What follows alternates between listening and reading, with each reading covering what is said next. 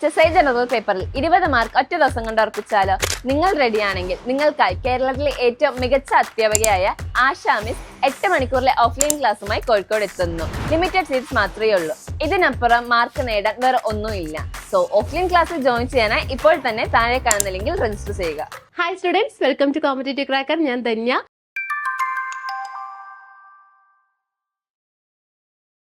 അപ്പൊ എല്ലാവരും HSIക്ക് വേണ്ടി പ്രിപ്പയർ ചെയ്തുകൊണ്ടിരിക്കുന്നുണ്ടാവും. പക്ഷെ നിങ്ങൾ എങ്ങനെയാണ് പഠിക്കുന്നത്? മീൻസ് നമ്മുടെ സബ്ജക്റ്റ് മാത്രം കോൺസെൻട്രേറ്റ് ചെയ്ത് പഠിക്കുവാണോ, അതോ ജനറൽ പേപ്പറും സബ്ജക്റ്റും കൂടെ ഒരുമിച്ച് കൊണ്ടുപോകുന്നുണ്ടോ? അതാണ് എൻ്റെ ചോദ്യം. അപ്പൊ ഈ രണ്ടാമത് പറഞ്ഞ രീതിയിൽ പഠിച്ചാൽ മാത്രമാണ് നമുക്ക് റാങ്ക് എന്നുള്ളൊരു സ്വപ്നം കാണാനായിട്ട് പറ്റുള്ളൂ. കാരണം എന്താ, ഇപ്പൊ എല്ലാവരും സബ്ജക്റ്റിൽ അത്യാവശ്യം എക്സ്പേർട്ട് ആയിട്ടുള്ള അല്ലെങ്കിൽ സബ്ജക്റ്റ് നന്നായിട്ട് അറിയുന്ന സ്റ്റുഡൻസ് ആയിരിക്കും മോസ്റ്റ് ഓഫ് ദ സ്റ്റുഡൻസ് എന്ന് പറയുന്നത്. അപ്പൊ നമുക്കൊരു ധാരണയുണ്ട്, ഇപ്പൊ 80 മാർക്കിന് നമ്മുടെ സബ്ജക്റ്റ് ആണല്ലോ, അപ്പൊ 20 മാർക്കിനല്ലേ നമ്മുടെ ജനറൽ പേപ്പർ, അതായത് GK, current affairs and methodology വരുന്നുള്ളൂ. മെത്തഡോളജിയൊക്കെ 5 മാർക്കിനേ വരുന്നുള്ളൂ. അപ്പൊ അത് സ്കിപ്പ് ചെയ്ത് നമുക്ക് സബ്ജക്റ്റ് മാത്രം പഠിക്കുകയാണെന്നുണ്ടെങ്കിൽ ആ 80 മാർക്ക് നമുക്ക് സ്കോർ ചെയ്യാലോ എന്നുള്ളൊരു തെറ്റായൊരു ധാരണ നിങ്ങൾക്ക് ഉണ്ടെങ്കിൽ അത് മാറ്റിവെക്കുക.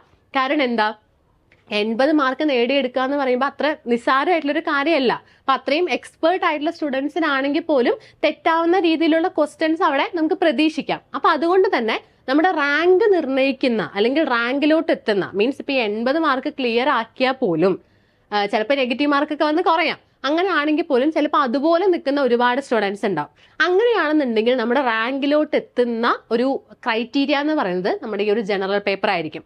അപ്പൊ ഈ സബ്ജക്റ്റും ജനറൽ പേപ്പറും ഒരുമിച്ച് പഠിച്ച് ഒരേപോലെ പഠിച്ചൊരു സ്റ്റുഡന്റിനെ സംബന്ധിച്ചിടത്തോളം അവർക്ക് റാങ്കിലോട്ട് എത്താൻ കുറച്ചുകൂടെ ഈസി ആയിരിക്കും, അല്ലെങ്കിൽ അവർ റാങ്കിലോട്ട് എത്താൻ കുറച്ചുകൂടെ ചാൻസ് ഉണ്ട്. അപ്പൊ നിങ്ങൾ പഠിക്കേണ്ട ഒരു കാര്യം, എങ്ങനെയാണ് പഠിക്കേണ്ടത്? നമ്മുടെ സബ്ജക്റ്റ് പഠിക്കുന്നതിനോടൊപ്പം തന്നെ നമ്മുടെ ജനറൽ പേപ്പറും കൂടെ നോക്കി പോകുന്നതായിരിക്കും കുറച്ചുകൂടെ നല്ലത്.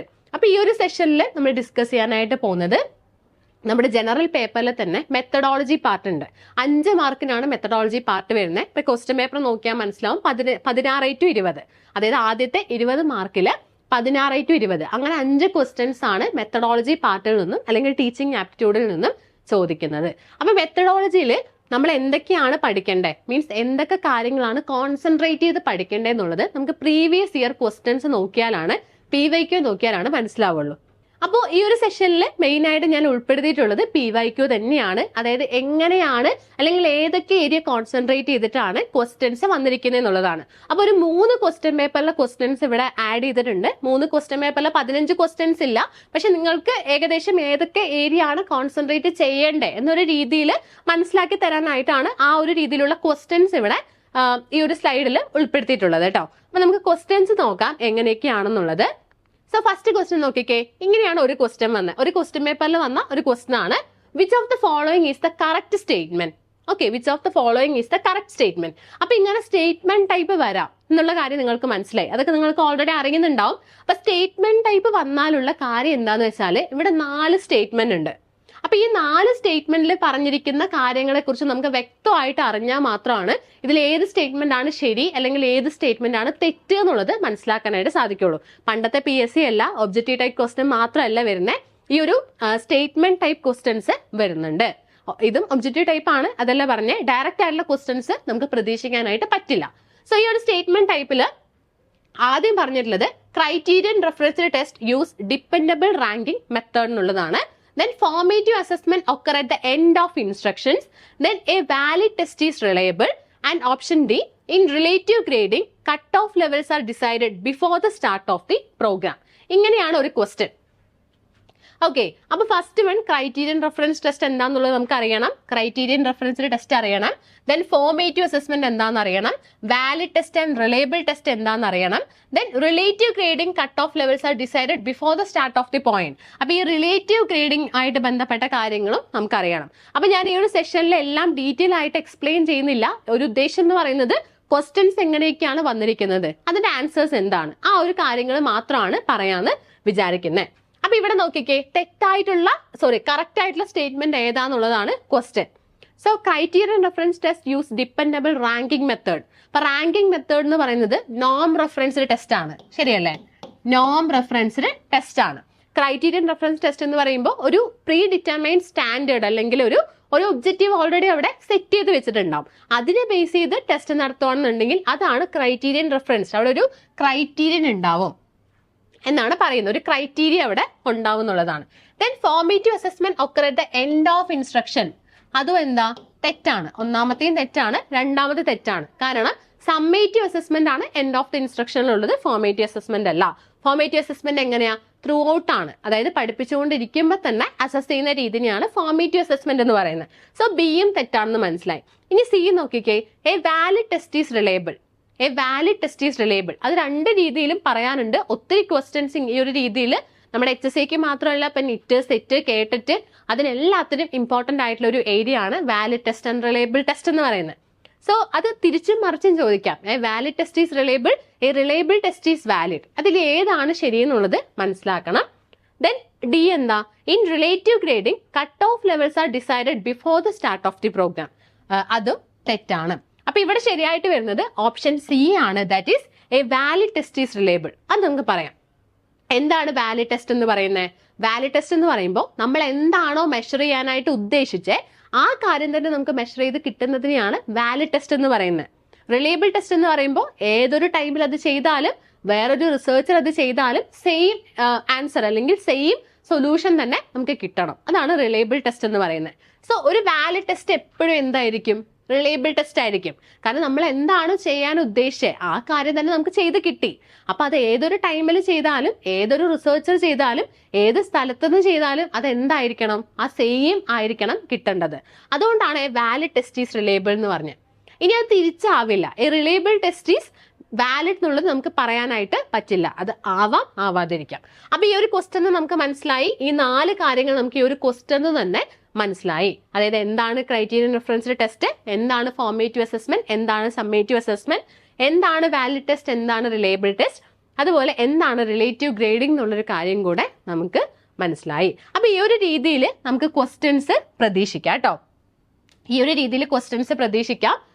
അപ്പോൾ ഇങ്ങനെയാണ് നമ്മൾ പഠിക്കേണ്ടത്. ഒരു ക്വസ്റ്റ്യൻ കാണുന്ന സമയത്ത് അതിന് 4 ഓപ്ഷൻസ് ഉണ്ടെന്നുണ്ടെങ്കിൽ അതിൽ എന്താണോ കറക്റ്റ് ആൻസർ അത് മാത്രം നോക്കി പോവാതെ ബാക്കിയുള്ള ഓപ്ഷൻസ് എന്താണ് എന്നും കൂടെ മനസ്സിലാക്കി കഴിഞ്ഞാൽ നമുക്ക് കുറച്ചുകൂടെ മാർക്ക് സ്കോർ ചെയ്യാൻ എളുപ്പമായിരിക്കും. ദെൻ അടുത്ത ക്വസ്റ്റ്യൻ നോക്കിക്കേ, which um in the following is the incorrect statement regarding action research. അപ്പൊ ഇതും അഗെയിൻ ഒരു സ്റ്റേറ്റ്മെന്റ് ടൈപ്പ് ക്വസ്റ്റ്യൻ ആണ്. ആക്ഷൻ റിസർച്ചുമായിട്ട് ബന്ധപ്പെട്ട സ്റ്റേറ്റ്മെന്റ് ആണ്. അതിൽ ഇൻകറക്റ്റ് സ്റ്റേറ്റ്മെന്റ് എന്താന്നുള്ളതാണ് question. So action research is concerned with universality of findings. Action research is used to improve a given situation by a practitioner. Action research was first suggested by Kurt Lewin. Action research follows a cyclic research process. അപ്പോൾ ഇതിൽ ഏതാണ് തെറ്റായിട്ടുള്ള statement എന്നുള്ളതാണ്. Action research നമുക്കറിയാം. Action research ഇപ്പോൾ റിസർച്ചിന്റെ പാർട്ടിൽ നമുക്ക് പഠിക്കാനായിട്ടുണ്ട്. Then നമ്മുടെ ടീച്ചിങ് ആപ്റ്റിറ്റ്യൂഡിൽ നമ്മുടെ ക്ലാസ് റൂമിൽ സെറ്റ് ചെയ്യുന്ന ആക്ഷൻ റിസർച്ച് അല്ലെങ്കിൽ ഒരു ടീച്ചർ സെറ്റ് ചെയ്യുന്ന ആക്ഷൻ റിസർച്ച് നമുക്ക് പഠിക്കാനായിട്ടുണ്ട്. എന്താണ് ആക്ഷൻ റിസർച്ച് എന്ന് പറയുന്നത്? ഒരു ചെറിയൊരു ക്ലാസ് റൂം സെറ്റപ്പിൽ അല്ലെങ്കിൽ ചെറിയൊരു സിറ്റുവേഷനിൽ നമ്മൾ യൂസ് ചെയ്യുന്ന ഒരു സൊല്യൂഷൻ കണ്ടെത്താനായിട്ട് ഇമ്മീഡിയറ്റ് ആയിട്ട് സൊല്യൂഷൻ കിട്ടാനായിട്ട് യൂസ് ചെയ്യുന്ന ഒരു റിസർച്ച് ആണ് ആക്ഷൻ റിസർച്ച് എന്ന് പറയുന്നത്. അപ്പൊ ഇവിടെ നോക്കിക്കേ, action research is conserved with universality of findings എന്ന് പറയുന്നത് തെറ്റായിട്ടുള്ള സ്റ്റേറ്റ്മെന്റ് ആണ്. ശരിയല്ലേ? കാരണം എന്താ? അതിനെ നമുക്ക് ജനറലൈസ് ചെയ്ത് പറയാനായിട്ട് പറ്റില്ല. നമ്മളിപ്പോൾ ഒരു ക്ലാസ് റൂമിന്റെ പ്രോബ്ലം ആയിരിക്കും ചിലപ്പോൾ എടുക്കുന്നത്. ഇപ്പോൾ ഒരു ക്ലാസ് റൂമിലെ സ്റ്റുഡൻസിന്റെ പ്രോബ്ലം ആയിരിക്കും നമ്മൾ എടുക്കുന്നത്. അവരെന്തുകൊണ്ടാണ് അവർക്ക് മാത്സിൽ വീക്ക് ആവുന്നത്, അല്ലെങ്കിൽ അവരുടെ പ്രോബ്ലം എന്താണ് എന്നുള്ള രീതിയിൽ നമ്മൾ എടുക്കുമ്പോൾ അതിനെ നമുക്ക് ജനറലൈസ് ചെയ്യാനായിട്ട് പറ്റില്ല. അങ്ങനെ ജനറലൈസ് ചെയ്യാൻ പറ്റുന്ന റിസർച്ച് നമുക്ക് വേറെ ഉണ്ട്. അപ്പൊ അതിലോട്ട് ഞാൻ കടക്കുന്നില്ല. അപ്പൊ ഇവിടെ ഈ യൂണിവേഴ്സിറ്റി ഓഫ് ഫൈൻഡിങ്സ് എന്ന് പറയുന്നത് തെറ്റായിട്ടുള്ള ഒരു സ്റ്റേറ്റ്മെന്റ് ആണ്. ദെൻ ഓപ്ഷൻ ബി നോക്കിക്കേ, action research is used to improve a given situation by a practitioner. Okay, അപ്പൊ അതും ശരിയായിട്ടുള്ളൊരു സ്റ്റേറ്റ്മെന്റ് ആണ്. കാരണം എന്താ? അത് ഒരു ഗിവൻ സിറ്റുവേഷൻ, ഒരു സിറ്റുവേഷൻ വന്നു കഴിഞ്ഞാൽ അതിനെ എങ്ങനെ സോൾവ് ചെയ്യാം എന്ന് അല്ലെങ്കിൽ സോൾവ് ചെയ്യുന്ന റിസർച്ചിനെയാണ് ആക്ഷൻ റിസർച്ച് എന്ന് പറയുന്നത്. അപ്പൊ അത് ശരിയാണ്. Action research was first suggested by Kurt Lewin. അതും ശരിയാണ്. ഇത് നോട്ട് ചെയ്ത് വെക്കാം. അപ്പൊ ഈ ഒരു ക്വസ്റ്റ്യൻ തന്നെ നമുക്ക് അടുത്തൊരു ക്വസ്റ്റ്യന്റെ ആൻസർ കിട്ടി. അതായത് ആക്ഷൻ റിസർച്ച് ആദ്യം സജസ്റ്റ് ചെയ്തത് കേർട്ട് ലെവിൻ ആണ്. Then action research follows A cyclic research process. അതും ശരിയാണ്. സൈക്ലിക് റിസർച്ച് പ്രോസസ് എന്ന് പറയുമ്പോൾ ആദ്യം plan, act, observe, reflect. Okay, plan, act, observe, reflect. ഇങ്ങനെ പോകുന്നൊരു സൈക്ലിക് പ്രോസസ് ആണ് എന്തെന്ന് പറയുന്നത്? ആക്ഷൻ റിസർച്ച് എന്ന് പറയുന്നത്. ഓക്കെ, അപ്പൊ അതും കൂടെ ഒന്ന് നോട്ട് ചെയ്ത് വെക്കുക. അപ്പൊ ഈ ഒരു ക്വസ്റ്റ്യൻ നിന്ന് തന്നെ നമുക്ക് ഇത്രയും കാര്യങ്ങൾ കിട്ടി. എന്താണ് ആക്ഷൻ റിസർച്ച്, അതുപോലെ ആക്ഷൻ റിസർച്ച് സജസ്റ്റ് ചെയ്തത് കേർട്ട് ലെവിൻ ആണെന്ന് പറഞ്ഞു. then അത് എന്താണ് എന്തല്ല എന്ന കാര്യം നമുക്ക് മനസ്സിലായി. അപ്പൊ ഈ ഒരു രീതിയിലാണ് പഠിക്കേണ്ടത്. അടുത്ത ക്വസ്റ്റ്യൻ നോക്കിക്കേ, വേറൊരു ടൈപ്പ് ക്വസ്റ്റ്യൻ ആണ്. മാച്ച് ദ ഫോളോയിങ് ക്വസ്റ്റ്യൻ ആണ്. ഇത് സ്റ്റേറ്റ്മെന്റ് ടൈപ്പ് അല്ല, മാച്ച് ദ ഫോളോയിങ് ക്വസ്റ്റ്യൻ ആണ്. അപ്പൊ ഇതും ഈസിയാണ്. നമ്മുടെ ഫേമസ് ആയിട്ടുള്ള സൈക്കോളജിസ്റ്റിന് ഇവിടെ തന്നിട്ടുണ്ട്. അവരുടെ ഫേമസ് ആയിട്ടുള്ള തിയറിയും അവിടെ തന്നിട്ടുണ്ട്, അല്ലെങ്കിൽ അവര് കണ്ടുപിടിച്ച കാര്യങ്ങൾ അവിടെ തന്നിട്ടുണ്ട്. അപ്പൊ അതിനെ കറക്റ്റ് ആയിട്ട് മാച്ച് ചെയ്യാന്നുള്ളതാണ് നമ്മുടെ ഇവിടുത്തെ ടാസ്ക് എന്ന് പറയുന്നത്. അപ്പൊ നമുക്കറിയാം ഓസിബിളുമായിട്ട് ബന്ധപ്പെട്ട കാര്യം എന്താ? Ausubel is related to meaningful learning ആണ്, ശരിയല്ലേ? ഓസിബിൾ കണ്ടുപിടിച്ചത് മീനിങ് ഫുൾ ലേണിംഗ് ആണ്. ദെൻ ഗാർഡ്നർ ആണ്. ഹൊവാർഡ് ഗാർഡ്നർ നമ്മൾ BEd തൊട്ട് BEdൽ ഏറ്റവും ഇമ്പോർട്ടന്റ് ആയിട്ട് പഠിക്കുന്നതാണ്. സോ ഹൊവാർഡ് ഗാർഡ്നറുടെ മൾട്ടിപ്പിൾ ഇന്റലിജൻസ് ആണ്. ദെൻ പിയാഷയുടെ ഏതാ? പിയാഷയുടെ കോഗ്നിറ്റീവ് ഡെവലപ്മെന്റ് തിയറിയാണ് അല്ലെ? ഓക്കെ, പിയാഷയുടെ കോഗ്നിറ്റീവ് ഡെവലപ്മെന്റ് തിയറിയാണ്. ദെൻ ബ്രൂണറുടെ ഏതാ വരുന്നത്? ബ്രൂണറുടെ ഡിസ്കവറി ലേണിംഗ് ആണ്. ഇതൊക്കെ നമ്മൾ ഓൾറെഡി പഠിച്ചതാണ് അല്ലെ? സോ ബ്രൂണറുടെ ഡിസ്കവറി ലേണിംഗ് ആണ്. ദെൻ ഗാഗ്നയുടെയാണ് എന്ത് വരുന്നത്? സിഗ്നൽ ലേണിംഗ് വരുന്നത്. ഓക്കെ, വളരെ സിമ്പിൾ ആയിട്ടുള്ള ക്വസ്റ്റൻ അല്ലേ? വളരെ ഈസി ആയിട്ടുള്ള ക്വസ്റ്റൻ ആണ്. പക്ഷെ ഇത് നമ്മുടെ സബ്ജക്റ്റിന് നമുക്ക് മാർക്ക് കൂട്ടാനായിട്ട് ഇത് സ്കിപ്പ് ചെയ്ത് കഴിഞ്ഞാൽ നമുക്ക് ഭയങ്കര നഷ്ടമായിരിക്കും. കാരണം നമുക്ക് മെത്തഡോളജിയിലും ഈ GK-ലൊക്കെ സിമ്പിൾ ക്വസ്റ്റ്യൻസ് ആയിരിക്കും വരുന്നത്. അപ്പൊ നമ്മൾ ചുമ്മാ അത് സ്കിപ്പ് ചെയ്ത് കഴിഞ്ഞാൽ എന്ത് പറ്റും? നമ്മുടെ സബ്ജക്ട് ചിലപ്പോൾ കുറച്ച് ടഫായിട്ട് ക്വസ്റ്റ്യൻസ് വന്നു കഴിഞ്ഞാൽ അതും നമുക്ക് ചെയ്യാൻ പറ്റില്ല. ബാക്കി ഈ സബ്ജക്ട് പഠിച്ചവർക്ക്, ഈ ജനറൽ പേപ്പർ പഠിച്ചവർക്ക് കുറച്ചുകൂടെ ഈസി ആയിട്ട് സ്കോർ ചെയ്യാൻ പറ്റുമ്പോൾ നമുക്ക് രണ്ടും ഇല്ലാത്തൊരു അവസ്ഥയായിട്ട് മാറും. അപ്പൊ അതുകൊണ്ടാണ് ഞാൻ പറയുന്നത്, ഈ 20 മാർക്ക് സ്കോർ ചെയ്യാന്നുള്ളത് അത്യാവശ്യമായിട്ടുള്ള, അല്ലെങ്കിൽ നമ്മുടെ റാങ്ക് മേക്ക് ചെയ്യുന്ന കാര്യമാണ്. അപ്പൊ അതുകൊണ്ട് തന്നെ ആ 20 മാർക്കിന് വേണ്ടിയിട്ടും കൂടെ നമ്മൾ ട്രൈ ചെയ്യണം, പഠിക്കണം.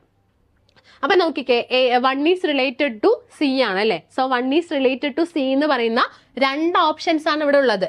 അപ്പൊ നമുക്ക് ഒബ്വിയസ്ലി എന്ത് ചെയ്യാം? ഫസ്റ്റ് 2 ഓപ്ഷൻസ് നമുക്ക് ഇവിടെ ക്യാൻസൽ ചെയ്യാം.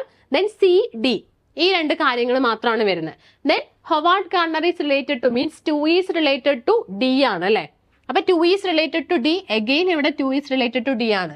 കണ്ടോ? അപ്പൊ നമുക്ക് ഈ 2 കാര്യങ്ങൾ മാത്രം അറിഞ്ഞത് കൊണ്ട് നമുക്ക് എന്താവില്ല, അത് ആൻസർ ചെയ്യാനായിട്ട് പറ്റില്ല. അതുകൊണ്ട് എല്ലാ കാര്യങ്ങളും നമുക്ക് അറിയണം.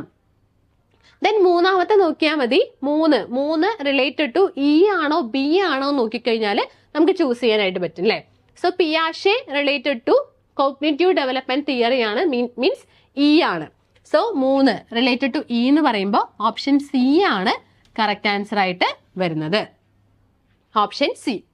ഓക്കെ, അപ്പൊ ഇത് ക്ലിയർ ആയെന്ന് വിശ്വസിക്കുന്നു. ഇനി നോക്കിക്കേ, ഞാൻ ഇപ്പൊ പറഞ്ഞൊരു കാര്യമാണ് ജനറൽ പേപ്പർ പഠിക്കുക എന്നുള്ളത് വളരെ അത്യാവശ്യമായിട്ടുള്ള റാങ്ക് മേക്കിങ്ങിനായിട്ടുള്ള കാര്യമാണെന്നുള്ളത്.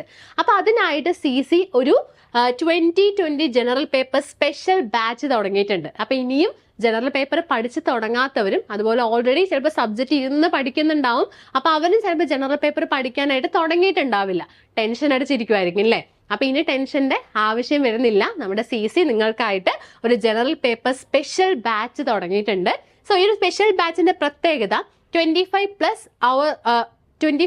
അവർ ലൈവ് ക്ലാസ്സസ് ഉണ്ടാവും. അതുപോലെ തന്നെ complete syllabus based record classes ഉണ്ടാവും. മോഡൽ എക്സാംസ് ഉണ്ടാവും. സോ മോഡൽ എക്സാംസ് ഒക്കെ നമുക്ക് എക്സാം അറ്റൻഡ് ചെയ്ത് നോക്കുക എന്നുള്ളത് വളരെ ഇമ്പോർട്ടന്റ് ആയിട്ടുള്ള കാര്യമാണ്. സോ അങ്ങനെ അറ്റൻഡ് ചെയ്യാനുള്ള, അല്ലെങ്കിൽ പരീക്ഷയിൽ നിന്നും ആ പേടിയൊക്കെ മാറ്റാനായിട്ട് നമ്മൾ ഇടയ്ക്കിടയ്ക്ക് മോഡൽ എക്സാംസ് ഒക്കെ നടത്തിയിട്ടായിരിക്കും നിങ്ങളെ പരിശീലിപ്പിക്കുന്നത്. സോ ഇനിയും ജനറൽ പേപ്പർ പഠിച്ച് തുടങ്ങാത്തവരും, അതുപോലെ തന്നെ ഇപ്പൊ ജനറൽ പേപ്പർ സബ്ജക്റ്റ് അത്ര പ്രാധാന്യം കൊടുത്തിട്ട് പഠിക്കാത്തവരും, അതുപോലെ 20 മാർക്ക് സ്കോർ ചെയ്യണം എന്ന് വിചാരിക്കുന്നവരും ഉറപ്പായിട്ട് നമ്മുടെ കൂടെ ജോയിൻ ചെയ്യാം. സോ ജോയിൻ ചെയ്യാൻ ആഗ്രഹിക്കുന്നവര് ഈ ഒരു നമ്പറിലോട്ടാണ് കോൺടാക്ട് ചെയ്യേണ്ടത്. താഴെ ഡിസ്പ്ലേയിൽ ഉണ്ടാവും കേട്ടോ.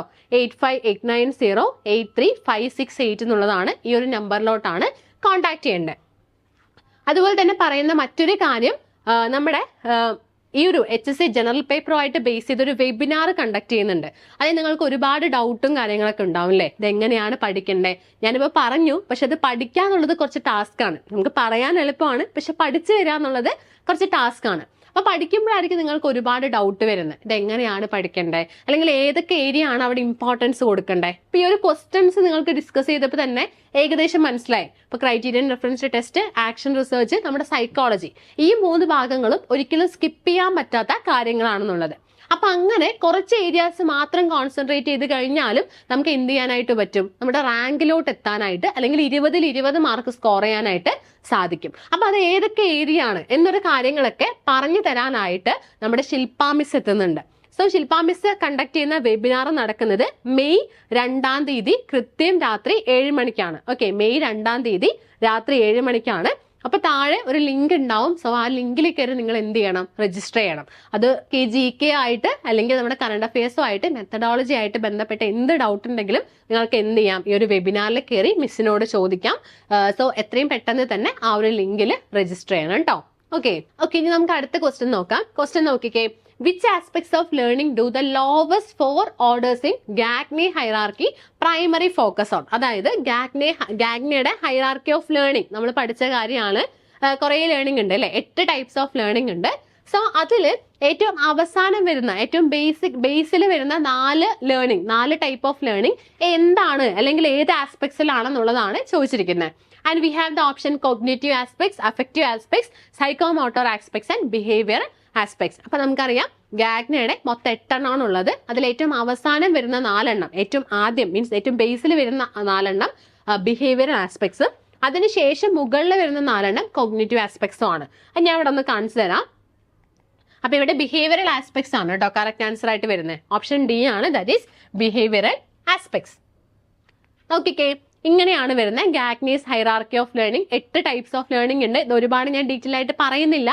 നമുക്ക് ഡീറ്റെയിൽ ക്ലാസ് വേണമെങ്കിൽ നിങ്ങൾ ഒന്ന് ജസ്റ്റ് ഒന്ന് കമന്റ് ചെയ്താൽ മതി കേട്ടോ. ഇപ്പൊ ഈ തന്നിരിക്കുന്ന മീൻസ് ഈ ക്വസ്റ്റ്യൻസുമായിട്ട് നമ്മൾ റിലേറ്റ് ചെയ്ത എന്തെങ്കിലും കാര്യങ്ങൾ നിങ്ങൾക്ക് കൂടുതലായിട്ട് വേണം, ക്ലാസ് വേണമെന്നുണ്ടെങ്കിൽ താഴെ ഒന്ന് കമന്റ് ചെയ്താൽ മതി. സോ നോക്കിക്കേ, signal learning, stimulus learning, chaining and verbal association, ഈ 4 കാര്യങ്ങളും വരുന്നത് ബിഹേവിയറൽ ആസ്പെക്ട്സ് ആണ്. ഇവിടെ എഴുതിയിട്ടുണ്ട് ബിഹേവിയറൽ ആസ്പെക്ട്സ് എന്നുള്ളത്. Okay, then multiple discrimination, concept learning, rule learning and problem solving. Rule ലേണിംഗിനെ പ്രിൻസിപ്പൽ ലേണിംഗ് എന്ന് കൂടെ പറയാറുണ്ട്. സോ ഈ 4 എണ്ണം വരുന്നത് ഏതാ, കോഗ്നിറ്റീവ് ആസ്പെക്ട്സ് ആണ്. കോഗ്നിറ്റീവ് ആസ്പെക്ട്സ് ആണ്. ഓക്കെ, കോഗ്നിറ്റീവ് ആസ്പെക്ട്സ് ആണ്. അപ്പൊ ഇത് ജസ്റ്റ് ഒന്ന് നോക്കി വെക്കണം. ഇതിനെ ബേസ് ചെയ്ത് ക്വസ്റ്റ്യൻ വന്നിട്ടുണ്ട്. ദെൻ നമ്മുടെ അവസാനത്തെ ക്വസ്റ്റ്യനിലോട്ട് പോവാം. According to Piaget's theory of cognitive development, which stage is appropriate for meaningful learning of counting in descending order? Meaningful learning of counting in descending order, തിരിച്ചെണ്ണമാണ്. അപ്പൊ തിരിച്ചെണ്ണുക എന്ന് പറയുമ്പോൾ തന്നെ പിയാഷയുടെ ഏത് പ്രോപ്പർട്ടീസ് അല്ലെങ്കിൽ ഏത് ഫീച്ചറാണ് നമുക്ക് ഓർമ്മ വരണ്ടേ?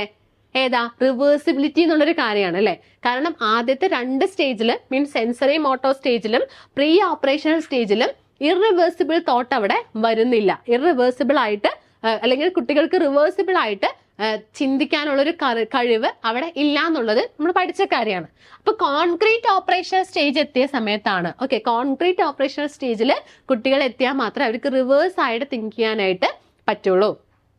അതായത് ഇപ്പൊ 1+3 = 4 ആണെന്ന് ചിലപ്പോൾ കുട്ടിക്ക് അറിയും. അപ്പൊ കുട്ടിയുടെ അടുത്ത് പറയാണ് 1ന്റെ കൂടെ എത്ര കൂട്ടിയാലാണ് 4 കിട്ടുന്നത് എന്നൊരു കാര്യം പറഞ്ഞാൽ ചിലപ്പോൾ ആ കുട്ടിക്ക് അറിയില്ല. 4ന്ന് 1 മൈനസ് ചെയ്താൽ മതി. അങ്ങനെ റിവേഴ്സ് ആയിട്ട് തിങ്ക് ചെയ്യാനുള്ളൊരു കാപ്പബിലിറ്റീസ് അവിടെ അല്ലെങ്കിൽ ആ ഒരു പ്രത്യേകത അല്ലെങ്കിൽ അങ്ങനെ ഒരു കഴിവ് ആ കുട്ടിക്ക് അവിടെ എത്തില്ല എന്നുള്ളതാണ്. അപ്പൊ ഏത് സ്റ്റേജിലാ? കോൺക്രീറ്റ് ഓപ്പറേഷണൽ സ്റ്റേജിലാണ് ആ ഒരു കഴിവ് കുട്ടികൾക്ക് വരുന്നത്. അപ്പൊ അതാണ് ഇവിടെ പറഞ്ഞ question. Meaningful learning of counting in descending order. Descending ഓർഡറിൽ എന്ന് പറഞ്ഞാൽ തിരിച്ച് എണ്ണാനുള്ള കഴിവ് അവിടെ കുട്ടികൾക്ക് വരുന്നത് കോൺക്രീറ്റ് ഓപ്പറേഷണൽ സ്റ്റേജിലായിരിക്കും. സോ ഇപ്പൊ തന്നെ നിങ്ങൾക്ക് മനസ്സിലായി ഏകദേശം എങ്ങനെയാണ് പഠിക്കേണ്ടത്, എങ്ങനെയാണ് ക്വസ്റ്റ്യൻസ് വരുന്നത് എന്നുള്ളത്. അപ്പൊ ഇതിന്റെ ബാക്കി സെഷൻ ഉണ്ടാവും. അപ്പൊ എല്ലാവരും തന്നെ കമന്റ് ചെയ്യുക. ഞാൻ നേരത്തെ പറഞ്ഞതുപോലെ തന്നെ എന്താണോ നിങ്ങൾക്ക് ആവശ്യമായിട്ട് വരുന്നത് അല്ലെങ്കിൽ എന്തിന്റെ ക്ലാസ് ആണ് നിങ്ങൾക്ക് വേണ്ടത്, മെത്തഡോളജി പാർട്ടുമായിട്ട് ബന്ധപ്പെട്ട എന്ത് ക്ലാസ് ആണെന്നുണ്ടെങ്കിൽ ഒന്ന് കമന്റ് ചെയ്യുക. അപ്പൊ നമുക്ക് ക്ലാസ് തരുന്നതായിരിക്കും കേട്ടോ. ഓക്കെ, അപ്പൊ എല്ലാവരും തന്നെ നല്ല രീതിയിൽ തന്നെ പഠിക്കുക. ഞാൻ പറഞ്ഞതുപോലെ ജനറൽ പേപ്പറും അത്രയും ഇമ്പോർട്ടന്റ് ആണ് നമ്മുടെ സബ്ജക്ട് പേപ്പറിനെ പോലെ തന്നെ. അപ്പൊ ഇനിയും പഠിച്ചു തുടങ്ങാത്തവരുണ്ടെങ്കിൽ ഉറപ്പായിട്ടും പഠിക്കുക. അതുപോലെ നമ്മുടെ 2020 സ്പെഷ്യൽ ബാച്ചിൽ ജോയിൻ ചെയ്യാന്നുള്ളതാണ് പറയാനായിട്ടുള്ളത്. So that's all from this video. Thank you.